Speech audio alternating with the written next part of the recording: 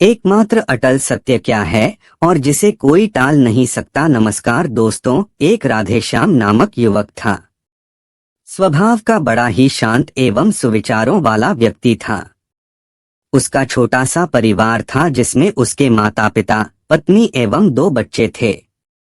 सभी से वो बेहद प्यार करता था।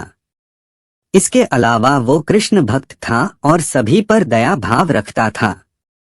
जरूरतमंद की सेवा करता था, किसी को दुख नहीं देता था। उसके इन्हीं गुणों के कारण श्री कृष्ण उससे बहुत प्रसन्न थे और सदैव उसके साथ रहते थे। और राधेश्याम अपने कृष्ण को देख भी सकता था और बातें भी करता था। इसके बावजूद उसने कभी ईश्वर से कुछ नहीं मांगा। वह बहुत खुश रहता था क्योंकि ईश्वर हमेशा उसके साथ रहते थे, उसे मार्गदर्शन देते थे। राधेश्याम भी कृष्ण को अपने मित्र की तरह ही पुकारता था और उनसे अपने विचारों को बांटता था। एक दिन राधेश्याम के पिता की तबीयत अचानक खराब हो गई। उन्हें अस्पताल में भर्ती किया गया। उसने सभी डॉक्टर्स के हाथ जोड़े, अपने पिता को बचाने की मिन्नतें की, लेकिन सभी ने उससे कहा कि वो ज्यादा उम्मीद नहीं दे सकते और सभी ने उसे भगवान पर भरोसा रखने को कहा। तभी राधेश्याम को कृष्ण का ख्याल आया और उसने अपने कृष्ण को पुकारा। कृष्ण दौड़े चले आए। राधेश्याम ने कहा, मित्र, तुम तो भगवान हो, मेरे पिता को बचा लो। कृष्ण ने कहा, मित्र, ये मेरे हाथों में नहीं है। अगर मृत्यु का समय होगा तो होना तय है।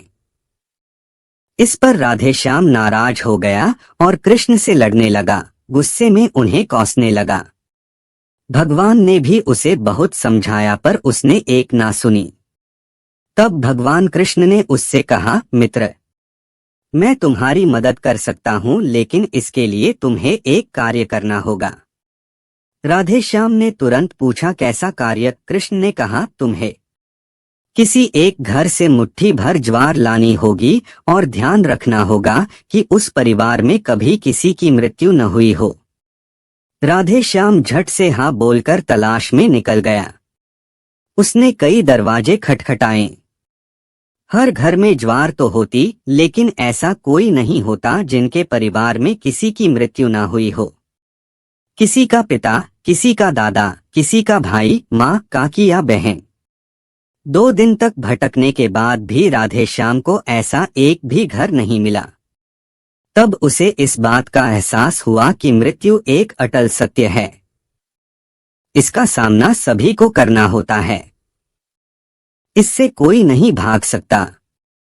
और वो अपने व्यवहार के लिए कृष्ण से क्षमा मांगता है और निर्णय लेता है, जब तक उसके पिता जीवित हैं उनकी सेवा करेगा। थोड़े दिनों बाद राधेश्याम के पिता स्वर्ग सिधार जाते हैं।